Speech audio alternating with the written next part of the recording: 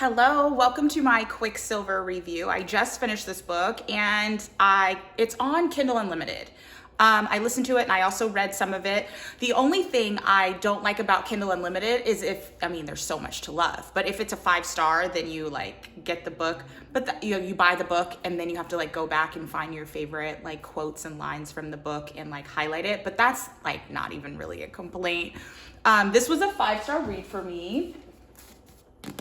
And it gets a bad rap, I think. And not even people love it, but I feel like every time I Google Quicksilver on Instagram or search Quicksilver on Instagram, all the sexy parts come up. But no one is talking about the plot line and the story and their love story. This is my favorite FMC, female main character.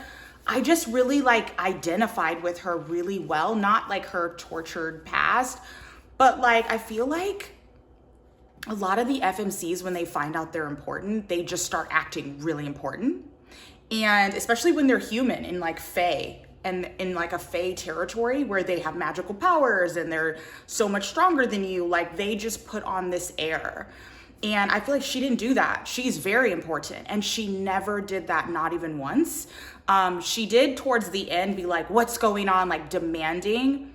But that was the first time she ever did that. She's normally really working with the people in her life to communicate the best she can without hurting anyone. Her and Quicksilver have this banter, but she's very honest pretty quick. She's I want him, I'm in love with him. This is, and he's the same. He kind of holds back for a little bit and then he's nope, she's my girl.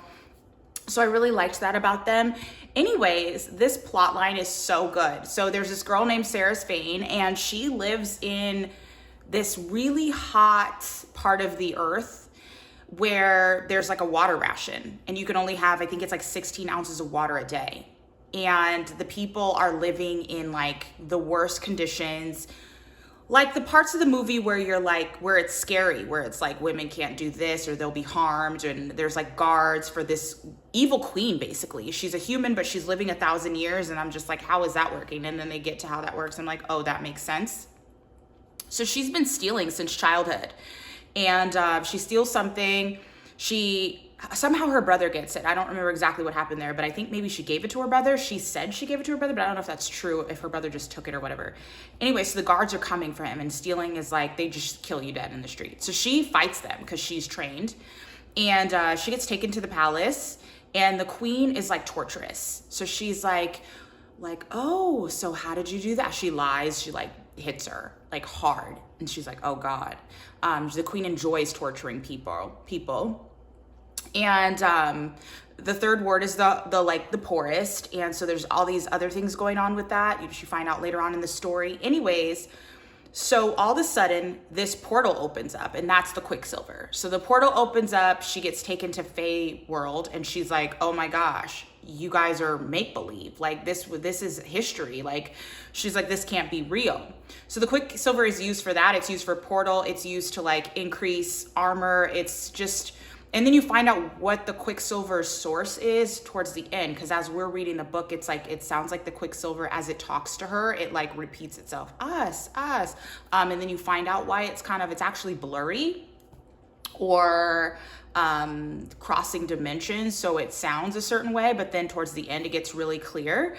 So it's about her, and then there's vampires.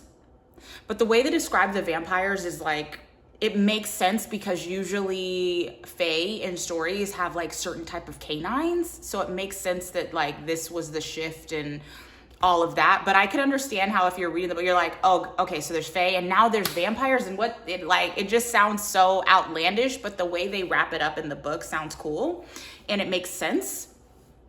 So she gets to Fae land, she meets Kingfisher, and he has Quicksilver in his eye. She can talk to the Quicksilver. She can also do other cool things with the Quicksilver. I don't want to ruin it for you, but she's very important to the storyline.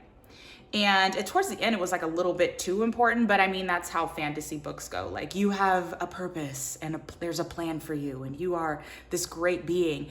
And then when you find out what happens with her at the end, you're oh crap.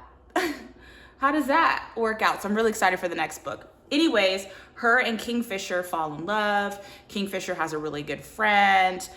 There's this guy in her world that she sleeps with once. And he makes his way into the land, and then you find out like what's really going on with him, which was like, huh, that makes sense. Very cool, because you know, Fae lived for so long. And so she falls in love with Kingfisher. They find out, you know, what their situation is. You'll probably be able to figure out what their situation is, because once one tattoo moves from one body to the other body, you're like, oh, that's what it is. I'm just gonna say it because this is the YouTube version. I think it's so hilarious when people find out that they're mates. Like, that mate bond is so crazy, because all of a sudden she's like in dire straits. She's dying. She's like, if you touch him, I'll kill you. And I'm like, girl, how? Like, somebody needs to save you right now. How are you gonna go kill for him if you're, but I just love how like ruthless people are for their mates. They're just like, it's just, it gets nuts. So they were fated to find each other. I like how they are together. He learns pretty quickly what she does and doesn't like, as far as like, he tried to control her. It didn't work once. He changed it up. And yeah, I just think it's a really pretty love story with like vampires and evil villains and evil kings and queens, and they have to find a way to like make sure that the Fae people survive and aren't overcome by this tragedy. And they make it. They make it to part 1, step 1. And then the next book, they have a whole new problem. He's like, yeah, we just got to take it one day at a time, because we have serious problems in our life right now. So I give this book a 5 out of 5. I think if I was going to go any less than that, I would go like a 4.85, just because like the end felt a little cheesy. And by a little cheesy, I meant like this cheesy. But I think that because I listened to the end, I think that once I like actually read the end, I'll feel like a lot better about it. Although the ending was fantastic, it just got very grandiose very, very quickly, and very, and then ended. And I was just like, oh gosh. So I would highly recommend this book. This again is one of like my favorite reads of the year. The new book comes out in November. I want to say like November 11th.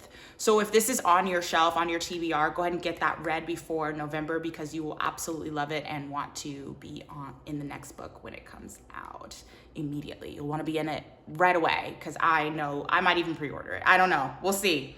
But that is my review of Quicksilver. Go ahead and subscribe and talk books with me later. Bye.